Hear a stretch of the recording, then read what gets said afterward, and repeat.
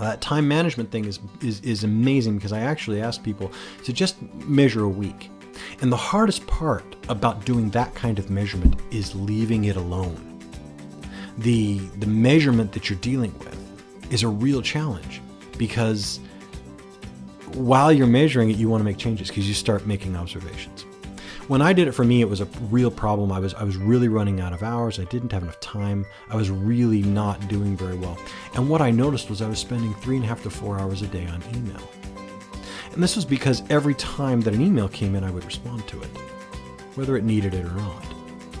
And what I found out over that week was these emails that I'm responding to immediately, they weren't necessary for me to do that. What I could do instead was I could check my email 3 times a day. And then I could basically take care of all my email during those days in batches. And when I did that, I was able to reduce my email interaction by 2 hours. I was also able to reduce the conflict I had with distraction. And that is, we live in kind of an instantaneous world where we respond to texts when we get them. We actually have a social culture now where it's rude not to. And this immediate, almost paranoid reaction time, it really consumes a lot of our focus, and we're very distracted as a result, because we have to unhook our brain from whatever we're doing, plug it into what's going on. Heaven forbid if it's actually something that requires concentration and focus, like you're having a difficult conversation with a loved one, or some kind of emergency comes up. There's just there's a serious amount of distraction going on from what you're trying to do. And focus is something that people who want to bring excellence, focus is something we need to have. At least in some measure, in some commodity, we need to have some focus, because focus is how we bring the best of what we have. And it's how we actually apply and execute to the best of our capabilities. So here I am looking at all this time. Not only am I getting 2 hours back from just the processing of the email, but my focus is better because I'm no longer distracted by the emails. I'm not allowing myself to be distracted by the emails. I'm setting that aside. In some cases, when I really need to focus, I take my phone and I put it in the other room. Again, so that I can dial in to making the best use of the time that I have for the way that it is working. So, but these are measurements. I measure these things. I observe these things. And so we have to take in that data. Know the world you're working with. Then, after you've applied your change, measure again, observe again.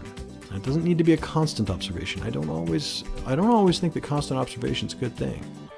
Observation takes time. It takes focus. It's a difficult thing. But being able to go back and observe again, being able to do a situation, for example, in time management, I measured a week of my work. I did that. I made some changes. I went 2 months. I noticed a lot of improvement, but I remembered to go back and check it again. And I checked it again, and I validated that my improvements did make a difference. I validated that I wasn't dropping off my responsibilities or my work. I was able to bring in that focus and to make that happen. And it really did make a difference. So your measurement system, it begins with just knowing what the environment is in an objective way. Know what you're looking at. Know what you have in front of you. And then make your decision as to what changes you want to make to try to improve the situation. If you're doing your measurements, if you're making changes without doing the measurement first, then not only are you not sure that you're correct, that you're changing the right thing, but you can't validate after it's done whether it actually made a difference. And we're not looking for average, we're looking for excellence.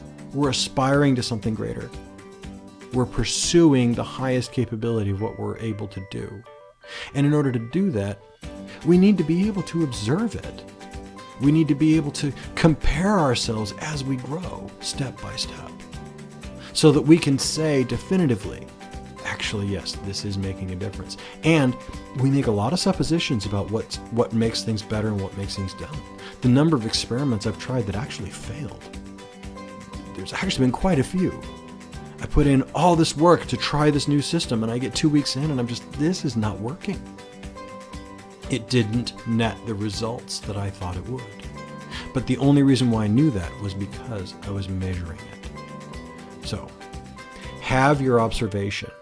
And this is that first form of measurement that I wanted to focus on. This is that first conversation. Have that baseline. Establish a baseline of some base observation, some neutral thing.